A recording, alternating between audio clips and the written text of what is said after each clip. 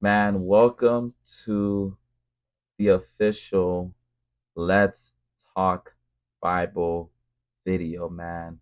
I'm so excited for this series. Today we are going to be starting on the Torah. Now, before I start this video, I just want to say thank you to the Bible Project. If you guys haven't watched them, honestly, for me, they help me break down the Bible. That's where most of my notes are coming from. They do videos on different books of the Bible, different stories, different passages, and it's amazing. So I just want to give credit where it's due. Thank you, Bible Project. So the Torah in Hebrew means teaching, right? And the Torah is something that's constantly been brought up throughout times in the Old Testament and the New Testament. Whenever every time the Israelites would disobey God or just stir away from him, the leader of the sort, right? It was a judge or a king or a priest or a prophet would always tell them to go back to the Torah, go back to the Ten Commandments, go back to what God told Moses on Mount Sinai. That's what the Torah is. It's the first five books of the Bible. We have Genesis, we have Exodus, we have Leviticus, we have Numbers, and then we have Deuteronomy.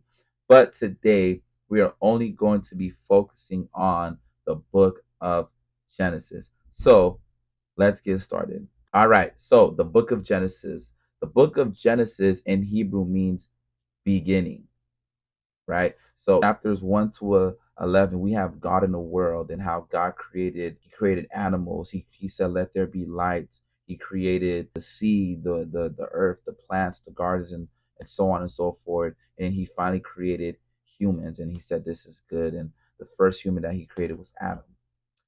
Adam in Hebrew means humanity.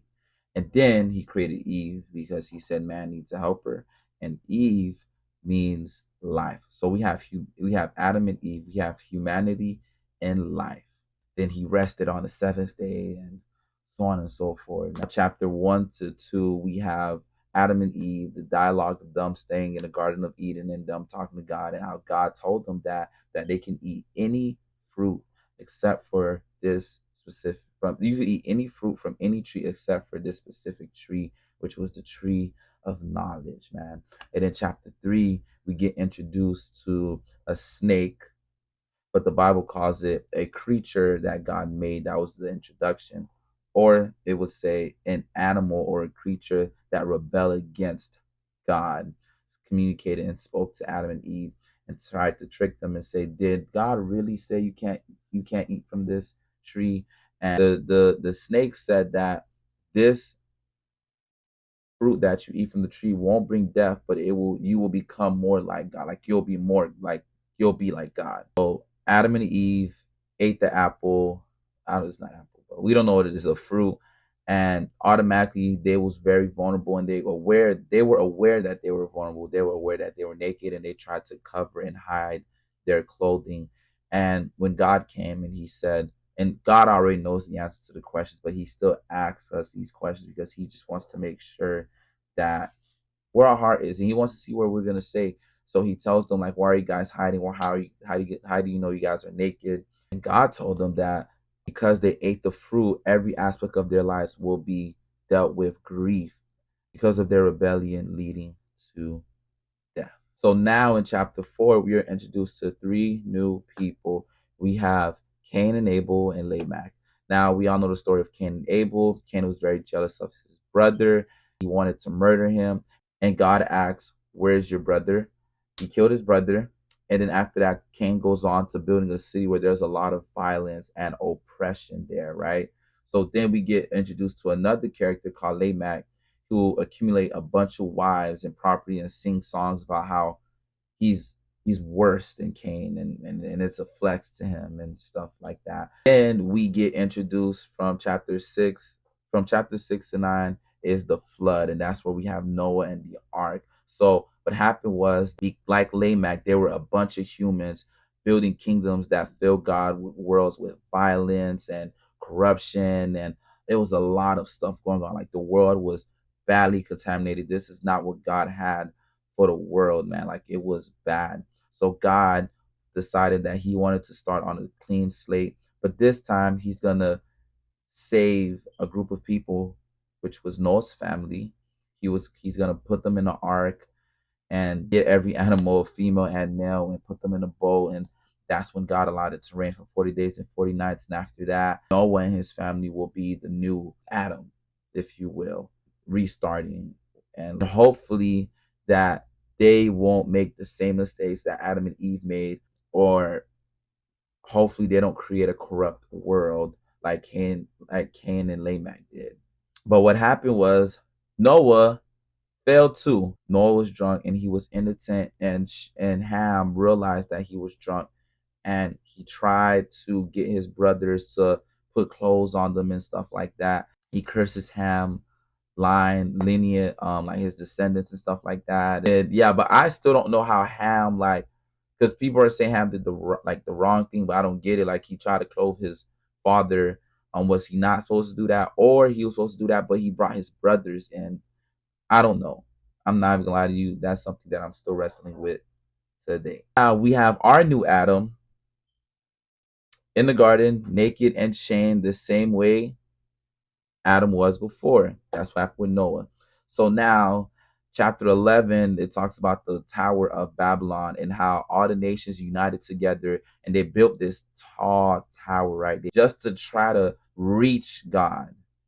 They try to reach God by building tall things. And it's an image of rebellion and arrogance, right? God strikes down the Tower of Babylon, humbles them and their pride, and scatters them. The theme so far from Adam and Eve to now is that God keeps giving humans chance after chance after chance to save this world, but we keep ruining it. And we live in a good world, right? A good world, but it's us that makes it bad. And we see that even in today's culture, right? And then we get the introductions to Abraham, which is in chapter 12. So God caused Abraham to leave his home and go to the land of Canaan, which will be his land one day. I think that's when the promised land, right? Promised land, right? And then God's going to bless Abraham and his family. So God is trying to restore humanity to the goodness of the garden and uses Abraham. So if you will, he's kind of like our third Noah. No, our third Adam. Yes, our third Adam. So now, Abraham in chapter 12, he betrays his wife because where he was very afraid. I think he was in Egypt, and he was very afraid of the men around him. So what he said was he told them that his wife wasn't his wife and in fact was his sister. So they slept. He allowed men to sleep with his wife, but he called her sister. In chapter 16, Sarah and Abraham, they have a dialogue of how they couldn't have any children because they were so old. So what happened was they arranged Abraham to sleep with Sarah's servant Hagar. So they slept together and they made the son Ishmael, right? Right. Eventually, though, right, Abraham and Sarah finally has a child called Isaac, the one that God originally wanted to give them. And we see the story of God testing Abraham, telling him to sacrifice him on the mountain, which Abraham almost did because he trusted God, but then God was like, no, don't do it, right? Fun fact, back in the day, false gods would tell, not false gods would tell, people celebrated false gods by sacrificing their children. So that was a little, yeah. I ain't gonna lie, I wouldn't do it. But hey, that's how the story went. So God marked Abraham's family with a sign of covenant, which was to circumcise every baby boy. And that was just again a sign of covenant that God made with Abraham, which I think that was the first time the word covenant was mentioned in the Bible, a commitment, a promise between two people. So then Abraham and his wife gave birth to a lot of kids despite their old age, trusted God after the Hagar situation, obviously, and they both died of old age. Next. Now we're introduced to Isaac, which was the son of Abraham, right? Isaac had two kids, Esau, Jacob. Jacob means deceiver, right? So Jacob tricks his brother Esau by also tricking Isaac, who was blind and old at the time. So Isaac thought that it was Esau that was asking for the birthright, but it wasn't. It was Jacob. And Jacob got the birthright and he ran off. So now from chapter 29 to 31st, we talk about how Jacob was deprived by Laban, which was his uncle, I believe. Laban was the only guy that can humble Jacob. Why? Because he tricked Jacob as well by telling him that, hey, if you work X amount of years, if you do this, if you do that, you're able to have my wife. I mean, my wife, my daughter, and so on and so forth. So Jacob goes on to take on 4 wives, and but only originally loved one, which was Rachel, and this created rivalries in the family. Chapter 32, we get the famous story of how Jacob wrestled with God. So humble Jacob returns to his homeland and ends up with God. He demands God to bless him, right? And God honored his determination and passes Abraham blessings on to him. And he renames Jacob, which means deceiver, is being renowned and renamed as Israel, which means wrestle with God. So he's been giving a new name. So now chapter 37 to 50, it talks about Jacob's son and how Jacob had 12 sons. The second oldest one was the one that he loved more, Joseph, and to the point he gave him a special cloak, and his other brothers hated him for that. So now Joseph's brothers planned on kidnapping him and killing him, but instead they sold him into slavery in Egypt, where he would end up in prison. Excuse me.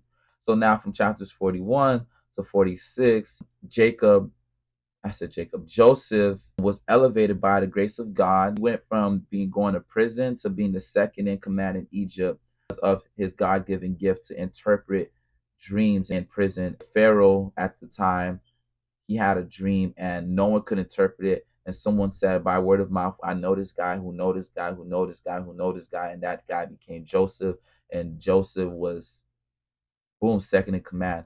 So now God is working through Joseph because God saved Joseph. God used Joseph to save Egypt from a famine. And he also saved his family. His brothers came and said, hey, there's no food. There's a famine in the land and we need food. And they didn't even recognize that it was his brother that they were talking to. And Joseph told them that you plan all this for evil, but I plan all this, but God planned it to save many lives. And that's what happened. He forgave his brothers and so on and so forth. So now, fast forward, Jacob gives his final blessings in chapter 38, where Jacob is in his deathbed and he blesses his 12 sons when he came to Judah.